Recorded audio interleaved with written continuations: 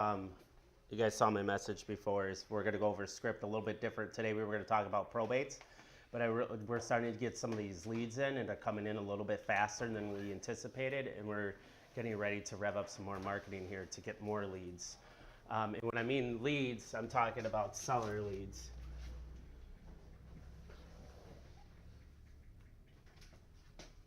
So a lot of you guys, well, everyone knows me here.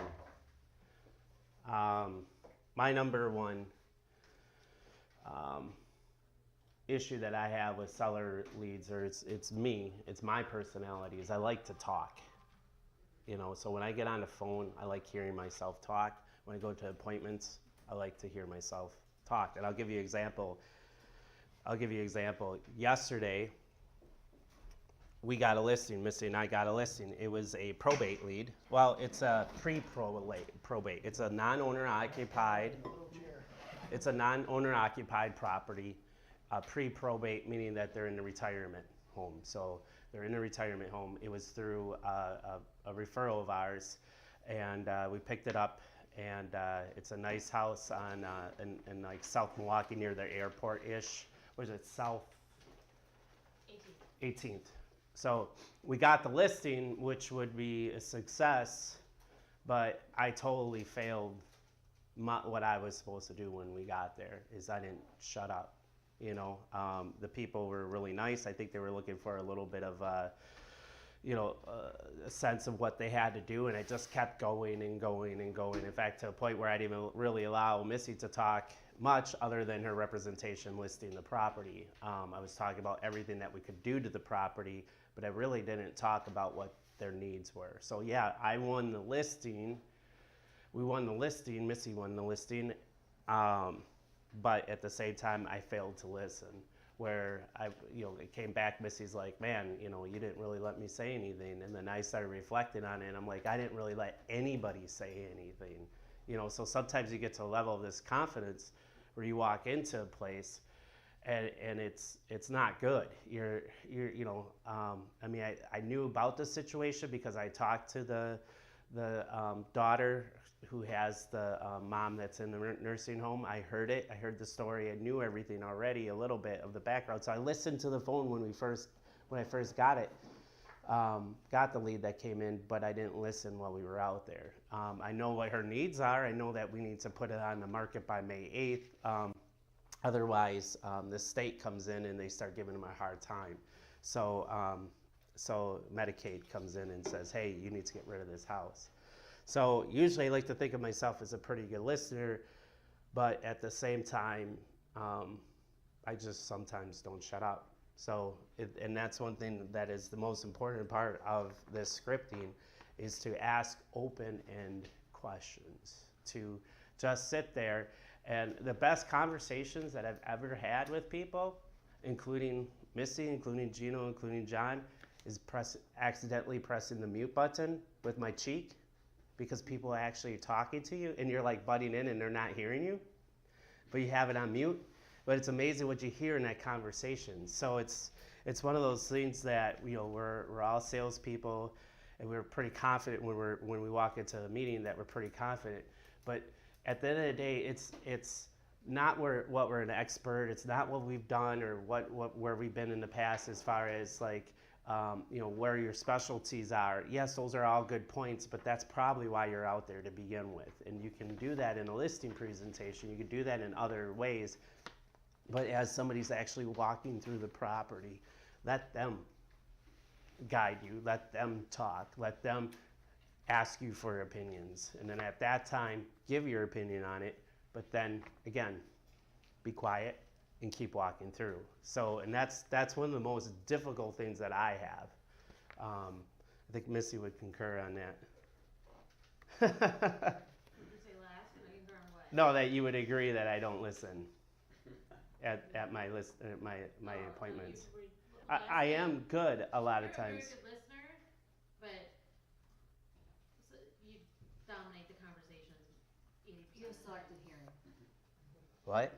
I heard it the first time. Or the the time he doesn't listen, it's most of you know he has ADD, and if he's looking at his phone or what, Well, And yeah. part of it, in defense of it though, I think clearly see what the problem is, we might already know the solution. But even if we know the solution, it's good just to let them talk. They still need to talk about it and get it out and vent that. We might already have the solution. Yeah. You probably did, and you probably got, you're saying Right. you're overly anxious, like, look, I just wanna help. I just so wanted, much. we need to do this, this, this, this, this. I came back with a whole list of things that needed to be done.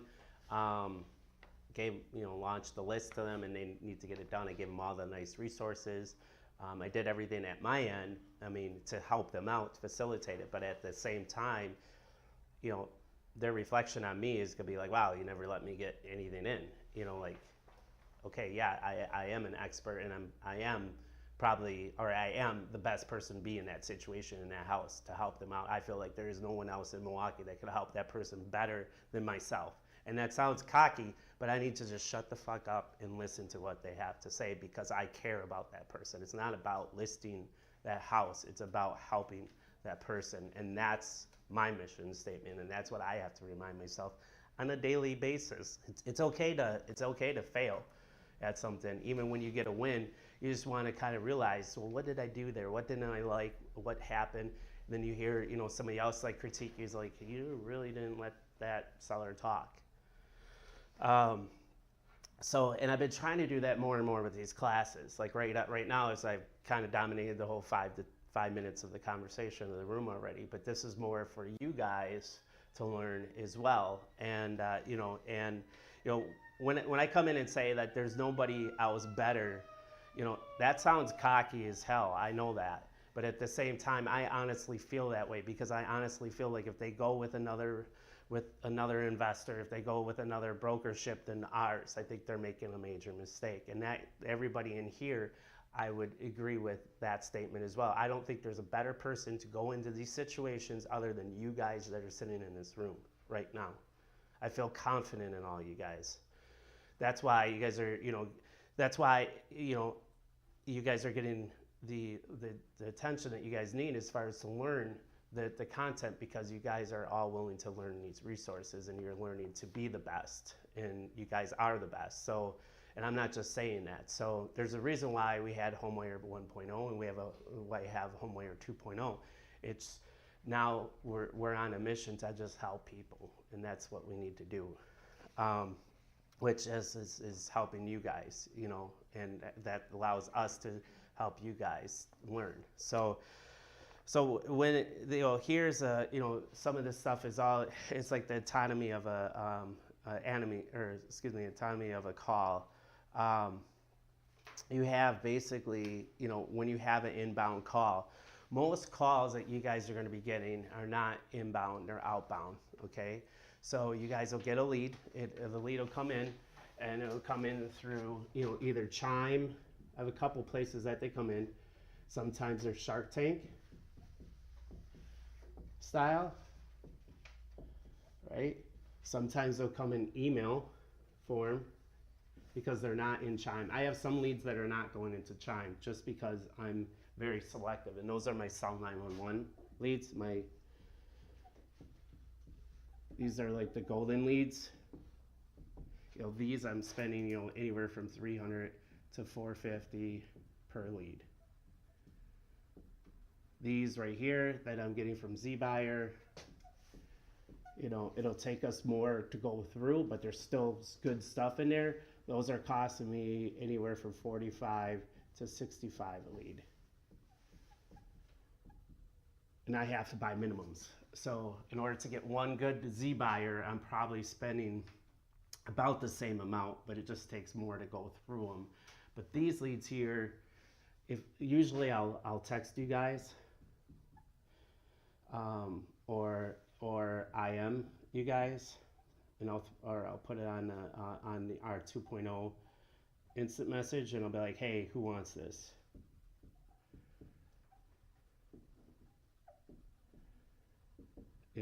So I'll say that. So knowing all of these things, when a seller lead comes in, these these are like the golden grail. So like a lot of you guys haven't seen these leads, but after we get done with today's classes and the way you guys went out on the field, you guys are going to start getting to see these leads again. There was a while there that I gave these out, and because of my lack of training, and I'll take full responsibility for them, and the follow-up that I had or the follow-up that Gino had, we failed it. That we had all these leads that came in and flopped, right? But it always, when I grabbed one of these leads and I took care of it myself, my closing ratio was through the roof. Like, I just didn't understand, why can't so-and-so get these leads and answer these leads, or why can't we do better? What's happening? And the whole problem is the lack of training, the lack of telling you guys exactly what does that call feel like. So when we have these conversations with people, let's talk about that real quick. I'm going to give you, I'm going to let Mike talk about this as far as a conversation that he had with, let's say, let's go with South 11th, right? So this lead came in via cell911.com. Okay, came in. The lead came in. I text Gino. Then he said he would take it. I emailed it to him. What was your response time on that? I would say that one was, probably 3 minutes. Yeah, it's about 3 minutes. 3 minutes-ish. Okay. So tell us what happened when you called. What was her name again? Peggy? Peggy. Peggy. Yep. So we called Peggy. I called and I just introduced myself. I said, this is Mike Miller from Cell 911. I received a message that you're interested in selling your property. And right away, I could hear her voice, being upset and there being a problem. So it goes back to what we were just saying. I just listened. I said, I'd be happy to help you. Could you tell me a little bit? And then she went from there to say, basically in tears, my husband had 2 strokes, and about the house. No, the house is really good, but I tried to not be careful not to just steer it just to the house. I wanted to hear the personal situation. You want to get the whole picture, and I let her talk, and as she's talking, I'm notes, but not notes. I'm still, engaging in the conversation, but I'm just really, I was got paper in hand right there and getting the gist of the situation. Because basically, we need to look at ourselves like we're the doctors. We're the doctors coming with. Dr. Gino. Doctor, you're here as a doctor. You're going to a sick situation. Someone's sick. The situation's sick, and it needs our professional opinion. So you take all the notes, the symptoms,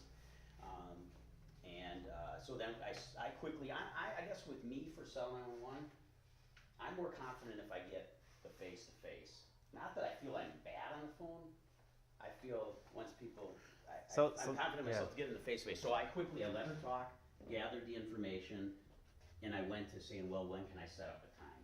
And then how that worked out. Yeah. So you took it upon yourself to basically know that there were tears going on, voices going on, strokes going on, like you were becoming like kind of a therapist on the phone. Yes. At that point, she was not necessarily ready to talk about the house.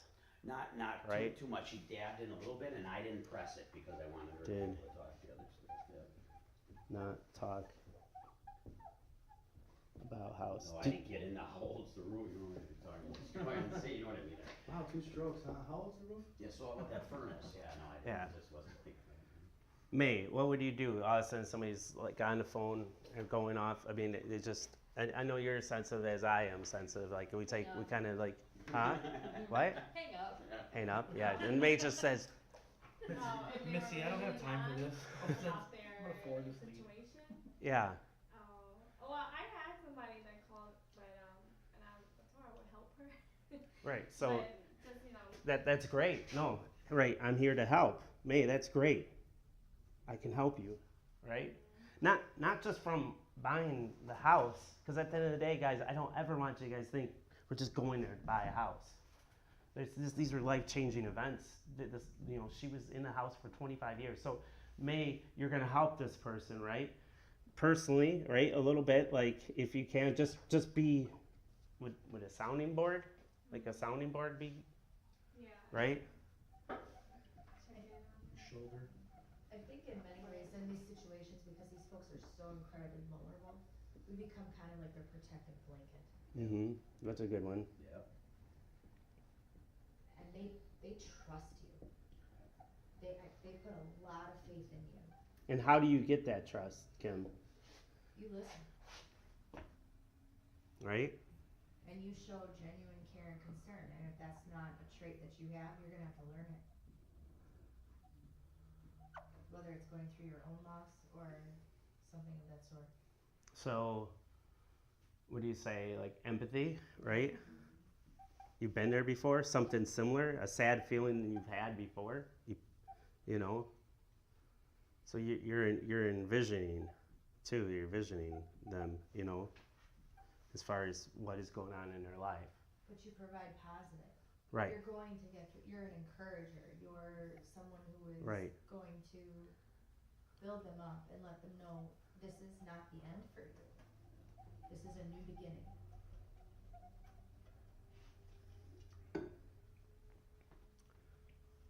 So so as much as we can go through, as much as script as possible here, you know, this was written not necessarily 100% by me. It was written by other people that have, you know, like, you know, the Cody Spielbergs of the world, other things like that, where they want more content. Where I've been in some of these rooms where literally some of the mentors that I've had, and they've been all into themselves, and they were telling a whole bunch of people that all they were in that room is to make a profit. Yeah, I feel like they cared about their business and they wanted to do well, but I got this feeling, and Gino's been in the same room that we've been in with like Kent Clother, where it just seemed like everybody was out to get everyone. You know, who can get on top, who can beat everyone. It wasn't about emotions. And a lot of the script that is in here, it's a good guidance. That's why we came up with that other sheet that we had, like that 5-page sheet that you can, you already have their name. You can talk to them about the property, but it's not going to be all filled out. And it doesn't have to be. The time that it has to be filled out is when you go out there, you take a look at stuff and you're talking to them while you're filling it out. You're being observant. So it's very dynamic, and everything's coming at you at different angles. So basically here's all this, where if you look at the script I gave you, none of that's in it. So you guys are like, why the hell did you give me the script, right? It's a guide. I don't want you guys to be robots, you know. So, Gino, at this point, you just basically wanted to set an appointment. You said, right? Yeah, I wanted to get there so I could really, see firsthand what I'm dealing with, so I could give her the option to see what we're dealing with. I gotta see it firsthand, and so that's what I did. I set it up for, I think she was able to get me in there a day or two later. Her scheduling was what, chaotic, right? Yeah, her scheduling was crazy. So I did whatever I could. Why was it crazy? He had to go to like an adult daycare, basically. Adult daycare. And just transportation was a problem. Yeah. In itself. She didn't have. Yeah. She had a daughter that was, how can I say it, completely self-centered. Was all about just money. You should sell a house, give me the money type attitude. That whole out for blood type thing. So she had no family assistance. She had another gentleman that actually put some fear in her. And would stop by and she'd lock some doors and kind of scare the guy. Fear? Yeah, Who was that? I don't think I remember that. I don't know if we got to talk too much about that. There was some, like a friend, that was a friend, that was supposedly trying to be helpful with the situation, but I think he had, I don't know the whole story, but he had some ulterior motives. I think that he was gonna try to rip her off. So like you said, being that protective blanket, I was like, no, Peggy, no, no one's ripping you off here, we're gonna give you the options, we're gonna guide you through this, you tell those other people, you know what I mean? You found somebody. We're here now, you're not getting no more of that, none of that. And that all stops. And that stopped, and then she was like, it was almost like a sigh. Right. Letting them know that it's okay, that anybody comes to your door, don't let them in. Actually, Gino told them, have them call me. I did, yeah. Again, your protective blanket. Yeah, all of a sudden they're like, holy crap, somebody else is looking for my best And you're interest. lifting the burden off of this Right. person on many levels. Yeah. Exactly. Doing it for them. Yeah. Exactly. So you're going there with the empathy and the caring and the open ears, but you're also going there as the strong, confident, problem solver too, like the protector of. You're a solution maker. Yep. Right. All this other night's done, we're fixing this now, so. Takara, can I bring up a point? And I know we all talk at like personal levels and everything else like that. Right now, you're dealing with adult daycare, right? How's that feel? I mean, from a being able to get shit done moment, like it's wearing, right? It gives me a break, but then it also, it's like a daycare, like she made like a week ago, she came home with just one shoe on. So then the only. They sent her home. Yeah, like literally, the van driver, they come at all different times. Yeah. They have different drivers, like every other, so yeah, just, it's still like a kid as well. I mean, it gives me a break, but then there's also a burden, like she had a different person's coat on one time and, just. So there's a lot of stress there, and this is your mom. This is someone who you love and who you've looked up to all your life. So now you have this like, and you don't want to overstep your boundaries either. It's hard. So that's, you could put yourself into this. You got the empathy. Like you at this appointment would have nailed it. Say, psh, girl, I got this. Peggy, you and I, Yeah, you would understand. we got this. You know what I mean? And that's what we're doing is we're relating to them. It's like this, this is why we're all here is we all, like, again, it's not about the house. If we find out the house is too much or we can't even sell it or it's going in foreclosure, it's too far, it's whatever, we're going to try to give them every single source. But at the end of the day, if we don't make a dime, that's fine. Right. It's okay. Because I've had more situations that we haven't made a dime on it, but at the end of the day, you have to look at the end of the rainbow. You have to say, well, at least the person has an awesome house to move into, or at least I helped them with this, or at least I did this, or at least you get these like kudos. You can pat yourself on the back knowing that you did what's nice, and that radiates with a lot of people because Peggy, when she's at the retirement home right now or a nursing home, she's gonna say, I got a guy. You got to call Gino. And she already even, like, shortly after, it didn't pan out, but the point is she already did tell someone else down the road, look, all these guys, if you need them. Yeah. So let's talk about when you got to the appointment, when you were there. You were at the appointment. Yep, I again, I didn't go right into business. I asked how she was doing better, and then again, kind of floodgates open, let her talk, just listen. I said, okay, we're gonna help you, and then when she started when it switched gears, then more towards the house, then I waited till my turn, and then I gave all how we do things. I said, I'm gonna take some pictures today, I'm gonna take a look around, if that's okay, and then what we're gonna do is, talk to Chris and the other people involved in this, is we're gonna figure out what best option, for you, and then she proceeded to a tour around the house, but still talking about the person. We couldn't go in the one room, her husband was in there, in bad shape, so we were pretty quiet, drove me outside, she told me about the neighbors, the information was just, I was writing down as fast as I could, it was a wealth of information, and then really. Boundaries. You said you had boundaries, like you couldn't go into some rooms. You respected. There's some rooms, respected. I didn't press for it. Yeah. Some of it you just got to use your sense. We tell it's not wasn't going to be a huge bedroom. It's a bedroom, it's a closet. You know what I mean? I wasn't going to press that or disrupting his rest. So what else? And she gave me, as far as the house goes, she gave me the rundown of all the updates. Everything. They over-communicate. Oh yeah, it was just a Because great there's trust there. information. Yes, I think that I got to the point where she knew I wasn't just there just for one reason. I was starting to get to that point, And yeah, so it was an information gathering, just listening. He was listening, and I'm gonna go back at the appointment. There's a lot of different ways that we can present offers to people. There's ways that people can probably be more successful and close more closing ratios, and they could do what they want, but it's something I don't really believe in, is the hard close. Like, meaning once we give a presentation, all my mentors that are out there, that they say, hey, this is a cash offer, it's only good till today. Know that I'm working with other active investors, that cash is rare, I never put that on there. What I do say is the market does change, so today's offer could always change.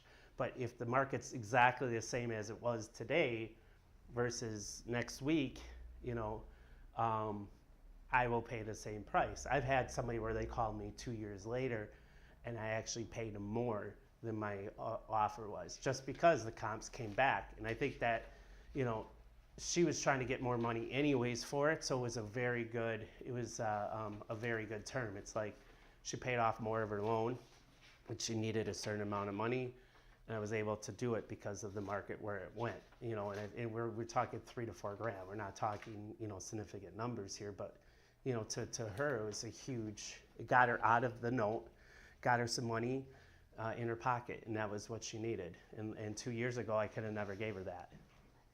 So, her urgency, right? Did I spell that right? Yes. Urgency. Her urgency wasn't our urgency. As far as when it comes to making a cash offer and expiring same day.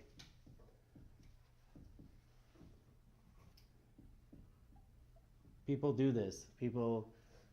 Almost 90% of your investors do this, where you have to do this today, otherwise the offers, they take it away, Her urgency to sell is we are here for you. Okay? When it becomes a time to sell,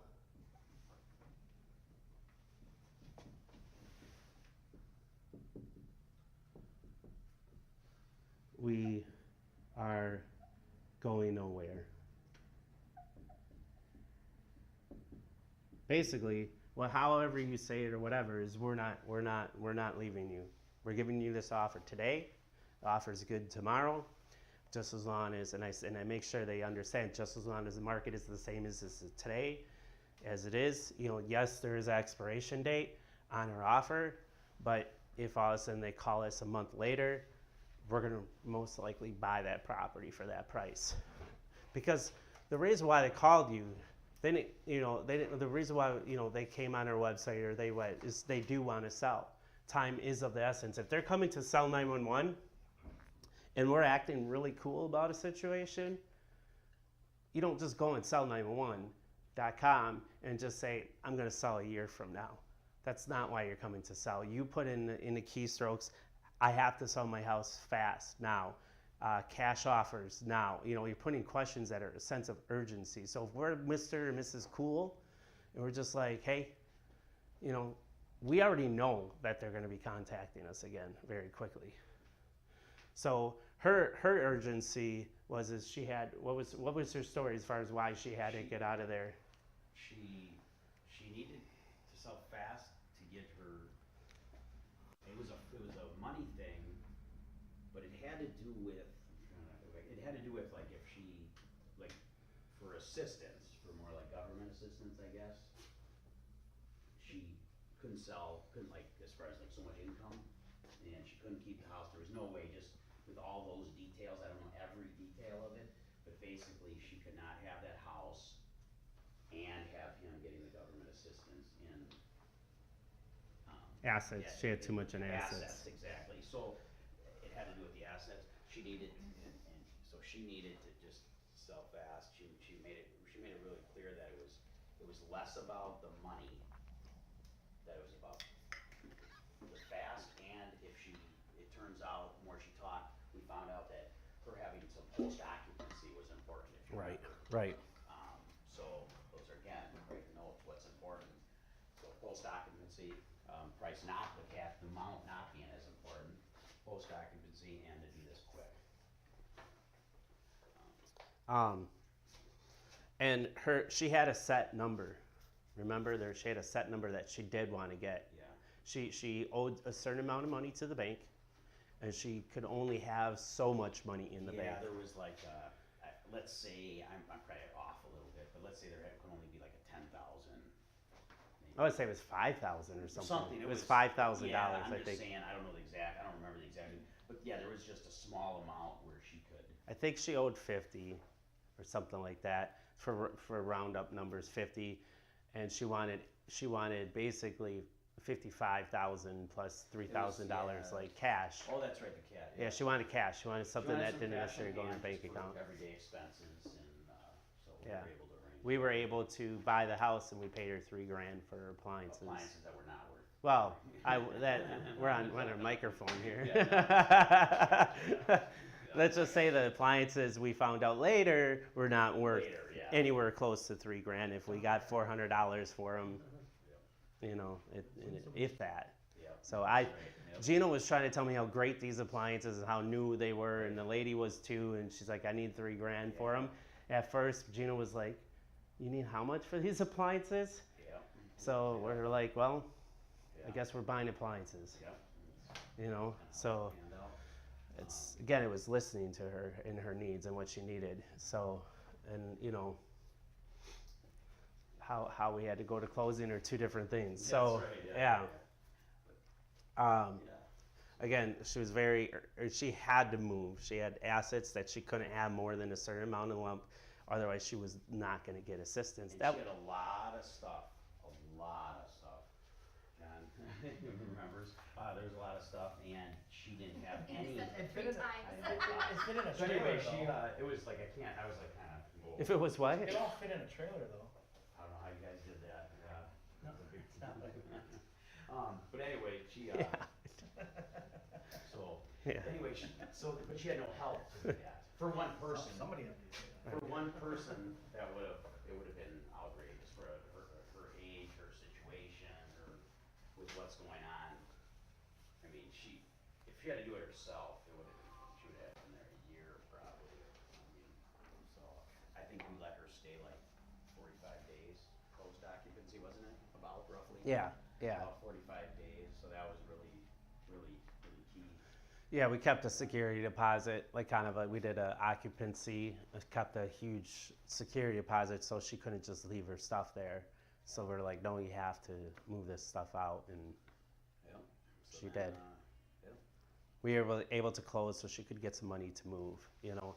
And there's been situations where if you listen to them, I think we talked about this the other week, is, you know, the John will tell you this is the number one, like one of our hugest costs are the trash outs that you don't get any equity for at all. And you still need, when you get the stuff, you have all this trash in this house or this clean out, you're paying money and you're not getting any equity for it. So the more money you stick in, it just takes off that much more margin. So anytime we could do something, like if they say, hey, I really could use a dumpster. I've brought in 3 dumpsters before we even bought the house, because I'm like, if they're willing to clear it out, I'm not going to fight that. But they don't have the funds to do the dumpster. So in my head, I have all the math calculated out. Regardless of whatever that was, I already had a trash out number in my head. So if I have to spend $1,500 in dumpsters, and the trash out was going to be $5,000, I'm way ahead of the game at that point, you know. So yeah, that's. So then, can I jump ahead then? Yeah, go ahead. Jumping ahead, long story short, do the market analysis, when we all kind of looked at the numbers, went back, gave her the options that Chris has been talking about, gave her the, so CMA and then doing, basically, doing all our homework.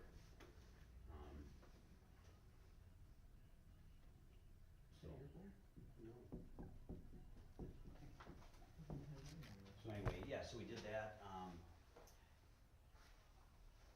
Not mine. not mine, It's no. fine, but I don't see where it's. Like That's nothing fine. was So- done.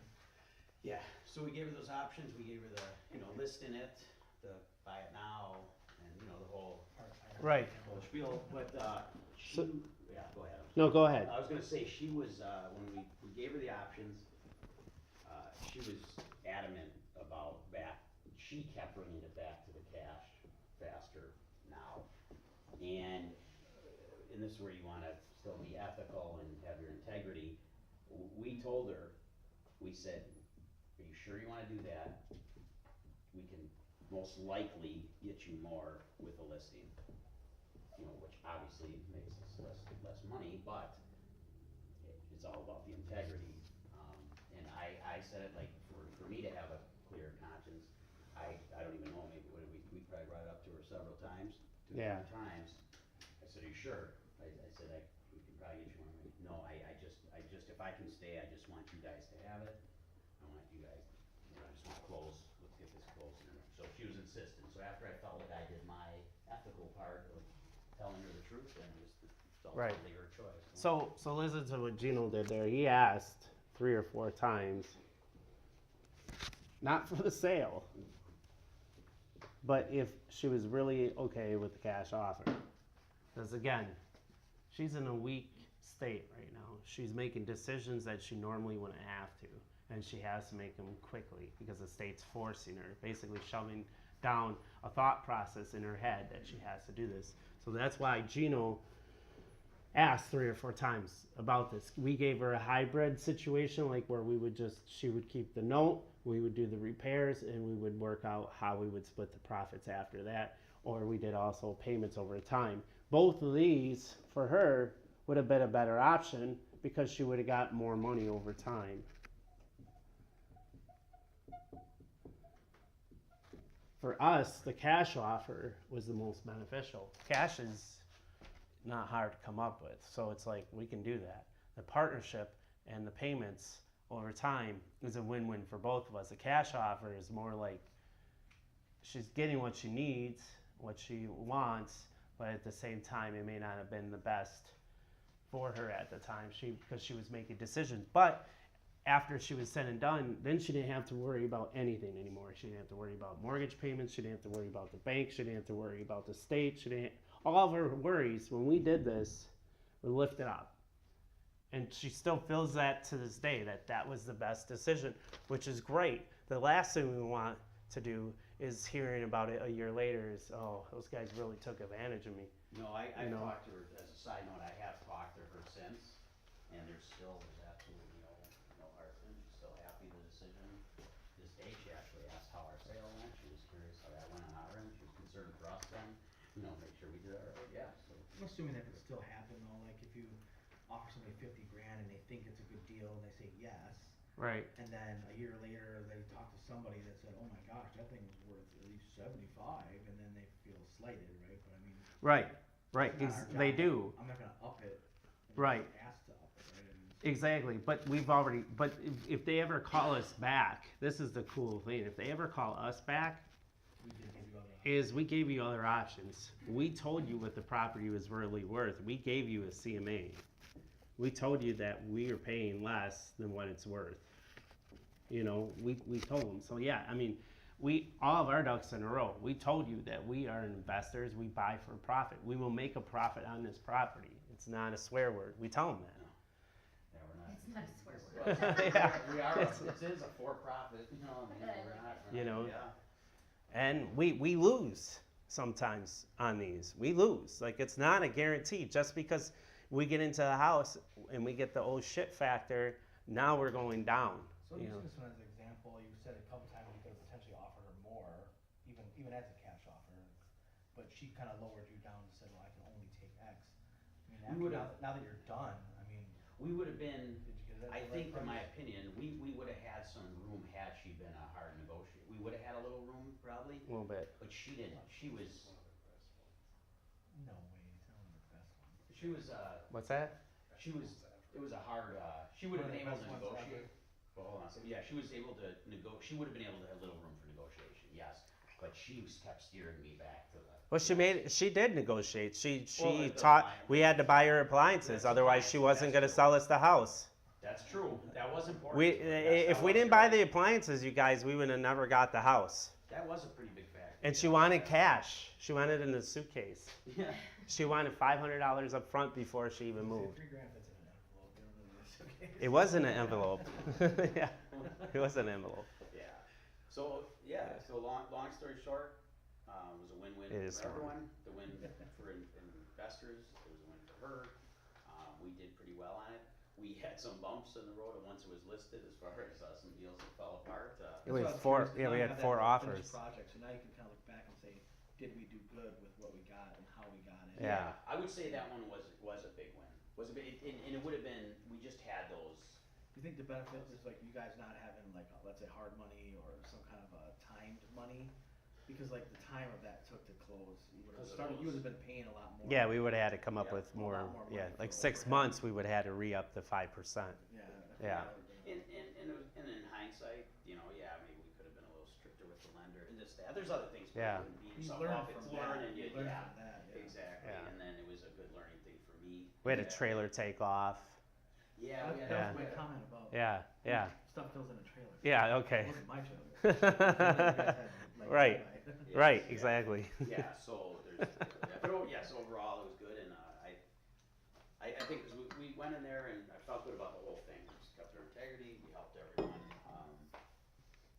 So yeah, Maybe there's a way that we can like start learning from things you guys have done, and then as each one of us all start working on these same things, we can all learn from each other. If there's a way we have a forum where we can start adding things to these lists that we can all, like even the lenders you guys dealt with that went to shit on you. It'd be Right. really good to know that, so if we get an offer from somebody and we see that's from that lender, we can figure out whether you question it or whether you don't let your Yeah. buyer accept an offer. from Right. that And I think lender. that's like the forum is like our coaching thing because it's just us in here, well, Yeah. the which is last- great. No one else has access to that. The last guy that finally closed it through Johnson Bank is Edson.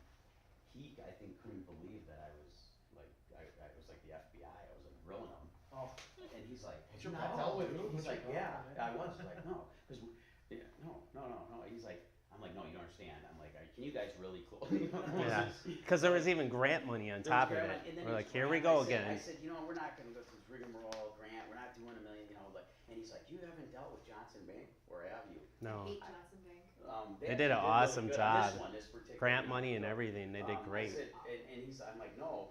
And then he's like, well, I get the deal. And done. I get they the deal dominate the done." I said, Hispanic and I'm like, how many industry times down there. I've heard this now, and because there is I was grilling him because we had to look out. I'm looking out for the investors too.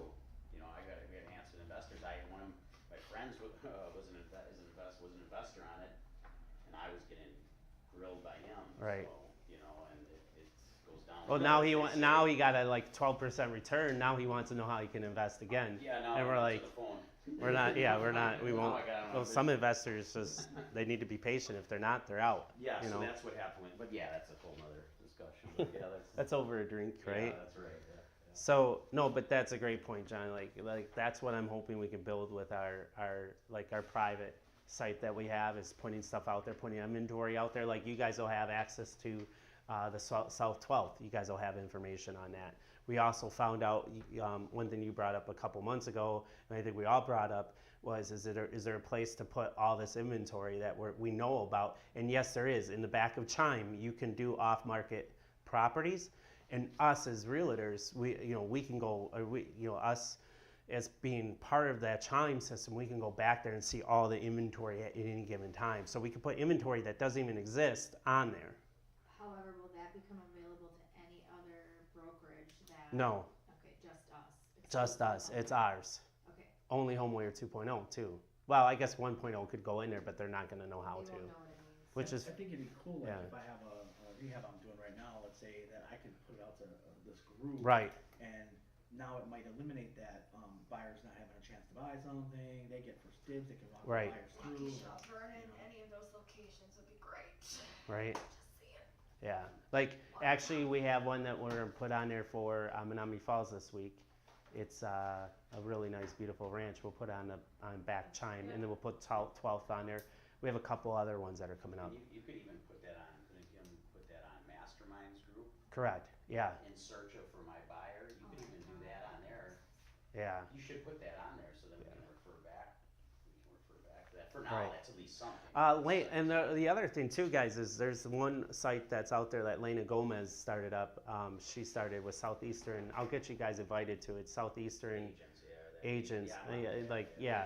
So you get alerts of like inventory that's not even available, so they're putting it out there, which I think's really cool because it's kind of cool because you see the actual agents in there, and you see like they're all smaller brokerships and stuff like that. Like we're all kind of being a team here. You don't really see a lot of other agents from bigger companies on it. We don't allow showrooms to be. Yeah, that'd be amazing. But I had on from South 11.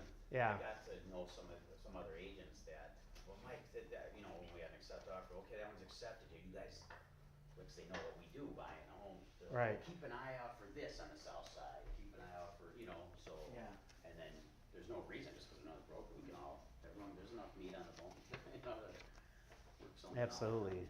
No, but I think that's good to keep going back to that mentoring or that coaching page or the mastermind, excuse me. So like if we go on there, there'll be like even more news and some things that like if I want to shoot something, if I'm at a property, I'll walk through and give you guys kind of a synopsis because I know we can't be there all the time. We all have a lot of moving parts. I get it. So, but taking you guys out to a couple of those buy appointments or when we're buying for cash would be imperative. When you guys get an appointment, we're going to come out there with you. So it'll be either Gino or myself that will go out there for the next couple ones, but we're going to let you guys kind of lead. Like we'll kind of go out there with you. We're going to talk about it beforehand on the car ride there or phone call or whatever beforehand. We'll talk about what this looks like.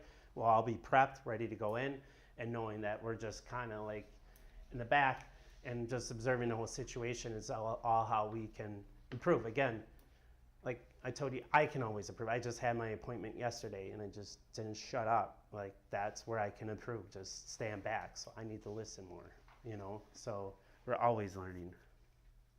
But yeah, like your rehab did you get that one in Greenfield? Monday we close, Nice, nice. probably like July 1st, But that's something we all should be keeping an eye out for. probably a little later. Yeah. Put the address on there, you know. Or if you have properties that you bought to rehab and you just don't want them in your inventory anymore, hook a girl up. Yeah. Right. Well, Missy gave me a lead the other day, and he was kind of looking for something unique. He wanted a property that he could get really cheap and put some money into it, like not a lot, and then get a lot of profit. So I was gonna see if anybody knew anybody, you know. Let me get almost right on verbatim. it. Like if I could buy something cheap, it's in a good area Oh. that I don't have to put a lot of money, that we rehab a little, and we can make a good profit on Yeah, it. I'll We take- all I'll win, take and some I'm of like, those too, yeah. oh really? I'm like, okay. We win by your I'll start 2.5%. sending you stuff. Yeah. I said, Yeah, we'll get right on We that. all want that, yeah, so. those, yeah. I think that was the moment where I had the aha moment where like they're like, Chris, if you find a deal, you know, tell me about it. Like if it's a good deal and it's good, you know, bone on it, let me know about it. And at that point I was just like, you know what? Why would I tell this asshole that I have a good deal if I can start doing this myself? And everyone here, you guys can all do it. And I'm hoping, I know some of you can't make it to Thursday nights, and I know we're doing like 3 meetings like this week, I get it. There's just so much content. And we'll go back to the Wednesdays every week.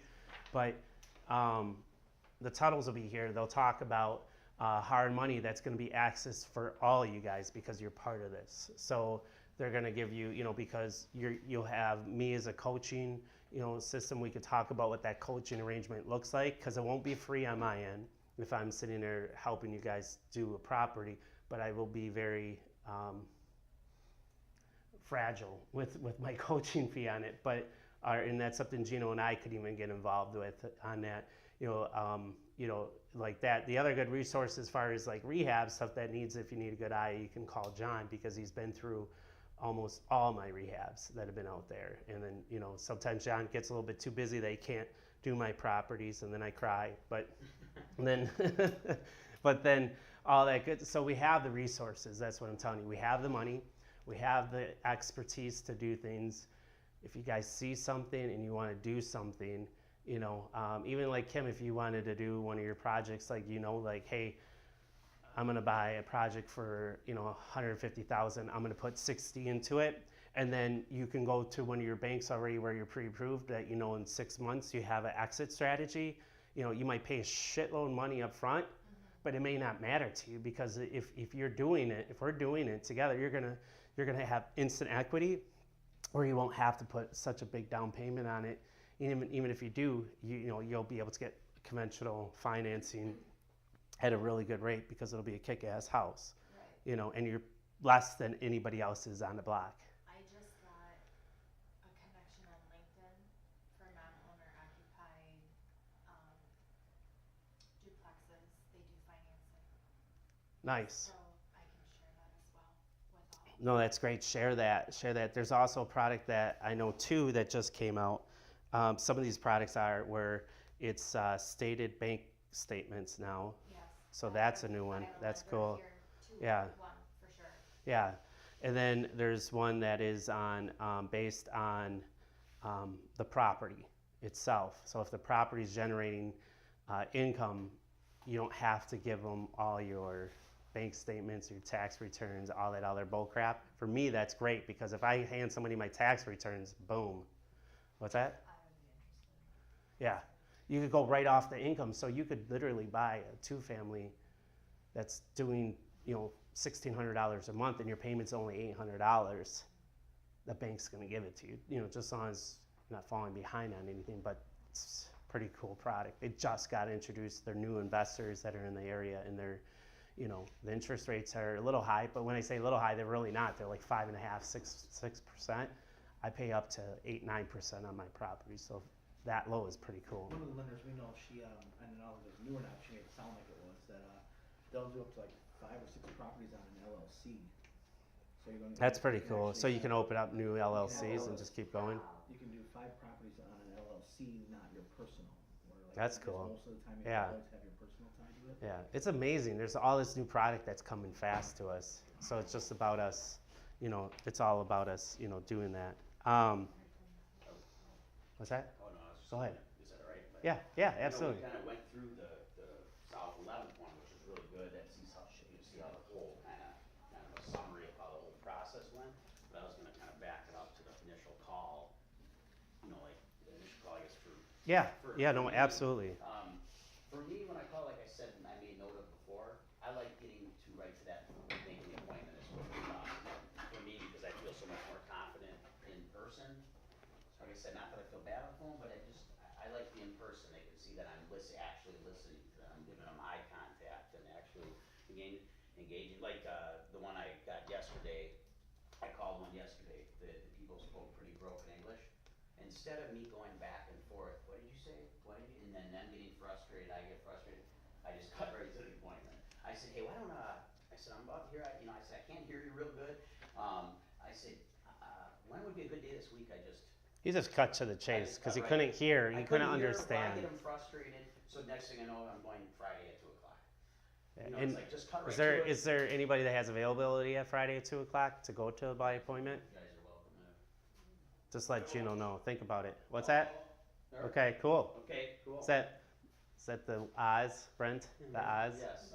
Awesome. So that's kind of how they. So sometimes you got to know when just to cut right to the. And I generally get to that. I try to get that point. If they want to tell me a little. I ask a little bit else. They want to tell me a little bit. But I always tell them the best thing is for me just to come. I don't have to take up your whole day. Let me just come. We talk, and you give me a tour of the house. And that's kind of how I don't know. I've had better luck with that. Yeah, I like getting the When is it on Friday? 2 No, I got the appointment at 2 o'clock. 2 o'clock? Friday. Yeah. And that brings up a good point. Is Gino listened, understood where they were, couldn't hardly understand the person, was feeling rushed. So either he could have made another appointment to call back because that was the first end game. Yes. But the second one is like, I just am having a hard time understanding this person over the phone. I feel like it would be better if I just came out there. So he cut right to the chase. And that's for you guys to make that executive decision. You're like, some people are really short. Some people are at work. Talking to, they say, I have to go. Okay, cool. Hey, let's just make an appointment for Friday at 2 o'clock. Does that work for you? Great. Okay, perfect. It's all about getting the appointment. You can find out more information when you get there. Like I said, this script is good to have, and you guys should definitely go through it line by line and kind of just see it. But 90% of this is just listening. And if you're filling out the sheet we gave you, it has all of this in there, meaning, you know, you already know their name, you already know what, you know, whatever, you're already introducing yourself, which you would normally do anyway, so a lot of the script you guys already know. And I was gonna say too, so now the next step for me is by Friday at 2:00, I'm already gonna go there and try to have an idea what it probably should be the ARV after the list of what it should be listed for. Right. That's where, you know, go to the market analysis, do the research. And that's where the 12 steps come in, Yes, you know. and it is so critical, so yeah, that's 12, exactly. You 12 know, steps. we already did the prospecting, we already did an initial call and qualifying. Set appointments, so We yes, set there we go, appointment. exactly, so. Now we're gonna it's prep. I'm in the preparation stage of that. You're gonna do all that. You're gonna know about it. You're not gonna necessarily give them any information at first unless they ask for it. But you're gonna go on an appointment, and then on your appointment back, then you're gonna give them the CMA. But it's more or less for you to know where they're at. So if they're saying they want $150,000 for a property that's worth 20, Yeah, I'm gonna already know it's a tax assessed, I'm gonna know if it was sold recently on MLS. I'm gonna, you know, look, I Google it, the direction, and then it gives you the street view, I even look at the street view, I just try to keep in multiple ways, just, go on, you know, Zillow, everything, just really go there, really educate yourself first, so. So if we start unleashing these leads to you guys, because I feel like we're to that point where you guys can start trading a little bit, how can I help you guys? Like if like we send you a lead, like May, if I send you a seller lead, I don't think I have you set up for Z Buyer yet, do I? Like in a Shark Tank? I saw some. Maybe. Okay, maybe I might. No idea. Yeah. So the Z Buyer comes in. That's the buyer, or that's the seller. It should say Z seller really, because it's a seller. Most likely they're looking for a CMA on their property, but a lot of people are also looking for cash offers. But some people are like, hey, I want to sell in 6 months. Hey, I want to sell in 12 months. You know, they're just kind of fielding it out. But, you know, you still want to call them because there are people that are raising their hands and saying, hey, I'm going to move. You know, I don't know when, but I'm going to move. So you want to still, basically, those are people that may not be so urgent, like wanting to sell 911, but they may want to. So everyone this is how we're different, and I think I've told you guys this before, is when you call them, you're gonna be like, oh, I've had 5 agents already call, because maybe they're going on the website, maybe they're on Z-Buyer, some people got to them before you did. And even when you're calling, like maybe you can't get a hold of them at first because another realtor is on the phone with them. When you call them back and you get a hold of them, you just say, hey, Mr. Jones, listen, I know you've had 4 other real estate agents from 4 other realtors call you, right? Yes. Okay. Yes, I am a realtor, right? But our brokership and the owners of the company are actual investors into the market. Like they are actually looking to purchase homes. And they have this little guarantee that if we don't buy your home, we can list it for 0% commission to you. That's the slogan that you have. It knocks down all the doors because now you're being different, you know. I see so many realtors, even to this day, so many realtors, they put, you know, and I've used to do it too, is they have postcards and they just say, you know, just sold, just listed. You know, I think the just listed are pretty cool because then that goes around, but just solds are okay, right? But without a tagline, if you're just gonna put a picture in there and you're gonna be like, so what? Don't even send them out.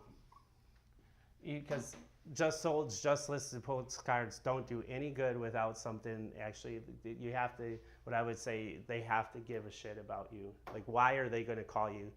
You know, are you offering them a CMA? Okay, everybody's offering them a CMA. You know, this person sold it in less than 24 hours. You know, we have some postcards that go out that look like movie tickets, kind of like gone with the, what was it? Gone within 24 hours. Or it was like a movie theme, and then there was. Gone in 60 seconds or gone? Yeah, like it's something like that. It was like we had the postcard. I forget what it was. Compton one. There was the one at like Compton. The one was a That movie was big, straight out of Compton. straight out of New Lannon. Berlin or We did something. straight out of Lannon, straight out of New Berlin. we did all those. But what I'm saying is so a lot of times, you know, when you're talking to people over the phone, not to go off, this is a whole nother marketing talk that annoys the hell out of me. So like when you just put some, when you're going to advertise something on the radio, you're going to advertise on there, you know, when you're going to do something like, Alexa, I'm thinking of selling my house through my family friend of a friend, and then all of a sudden it talks back. I think, whatever, it's a little bit of branding, but I think it doesn't really give a point of who the hell, sure, you know, the other people are. So, but knowing that, when we're talking to these people, you guys have the number one golden nugget is, listen, I know 4 other people have called you. I know I'm saying this over and over, but it's important, and I need to embed this. Listen, I know 4 other realtors called you. Most likely those are non-investors. I'm calling you. Yes, I am a realtor, okay? But the brokership, Homewire and Sell 911, which is who I'm a part of, buys properties, looking to acquire properties. They're looking to buy as many properties as they possibly can. You know, a hedge fund backs them, which does, and we're looking to acquire as many properties as possible. And they can close in as soon as 21 days or sooner, depending, you know. Or they have this crazy guarantee that if we don't buy your property, we'll list it for 0% commission. You know, I keep saying it, but now you guys can use that slogan. So when you guys say something, if you want to do a just sold or a just listed, or you want to go after expired, or you want to do, using that slogan is money. There's no one else doing it, and it's gonna knock down doors, period. It's a reason somebody's gonna call you, text you, email you. Can you repeat it again? Jimmy, you wanna? Yeah, as far as you're selling, as far as we're gonna buy, we'll either buy your home for cash, And close as low as 21 days. closes the list 21 days, or list it for 0%. Commission to you. 0% Is this only good for like the distressed property? No, it's good for even full retail. So close or offer within 21 days? Close. Yeah, That's if off we the buy left it for and, cash. Right. We close. That's if we buy it for cash. Yeah. Now, this is any property, so. Any it could be- property. It could be a 3-bedroom, 2-bath in Richfield with an additional 2-car garage on the property. Correct. We'll give Yeah. them a cash offer. We can cash over now. It'll be freaking low. It'll be low, and it might turn into, you know, definitely might turn into a listing or whatever. But yes, Yeah. to get in the door, yeah, we'll definitely. Yeah. We will offer. I would say 1 out of 20 of those are going to turn into actual cash buy. I'm fine with that because that means 19 other listings for us. You know, I think our closing ratio is 1 and 2 right now. Anytime we get a face to face, it's 1 and 2. Well, like I went to my a friend of mine last night, and he's got a house in Jefferson, and he's got a house in Watertown. Long story short, he's got his son and his daughter-in-law and his 2 grandkids living in the house in Jefferson. Besides that I'm his friend, the other reason he had me come along is because of this, because we can offer so many options. And I could assist in every step of the way. We went there, we're gonna get his son and the daughter-in-law pre-approved, get them moved out, and we're gonna make, cause he was a little worried last night on the way home, he's like, what am I gonna do, Mike? I said, well, here's what we're gonna do. I said, we're gonna write you, we're gonna make you a cash offer, don't be insulted by it. And he's like, no, I want, I said, if that doesn't work out, we got buying on one auction site, and if not, we'll do a traditional listing. Like, put him at ease. He's like, oh, man, once he hears all those options. All right. Yeah. All right, cool, you kind of sigh of relief, let's have a beer. It's sometimes if they are really related to you well and you have a vibe and they really want a cash offer and you say that, where they say, oh, you won't insult me, I usually repeat back to them. I say, actually, yes, I will. Yeah, Just being honest with you, we will insult you. yeah, I'm just But- saying, it's not gonna, it might not work out. You'll understand the numbers, and if they don't work for you, we totally understand. We have all these other options. This one we might turn into hybrid, where we actually have him hold the note, we do the rehab, and we win on both sides. Yeah, definitely, so having those options, I mean, it really sets us apart. I've had instances where there was one, I'll tell you real quick, I might have said this already, I'm sorry if I'm repeating myself. there was one guy came on, it was a Realtor.com lead. I told Chris, I said, I don't know, this is kind of, the guy's kind of an a-hole. You know, I don't know. And Chris was like, well, give it a, he did encourage me. He said, give it a shot. He goes, remember you had some of those other a-holes that you ended up getting along with real good. So I don't know what that says about me. But anyway. He's not a very good judge of character. Yeah, so anyway, so I went, Hey, he hangs around me. yeah. Or I mean, if you meet 3 a-holes in a day, you're the a-hole. So, you know, that kind of thing. But anyway, so I met with this guy. At first, he was kind of like he was on the phone, and I'm like, here we go, be patient, Chris told me to be patient. You know, but anyway, once we got talking, and I brought up the flips and our investment, we buy property to do that, and all this stuff we're discussing now, that he was used to the big realtors of the world, without picking on it, you know, but he was used to this everyday Joe Blow realtors, run of the mill.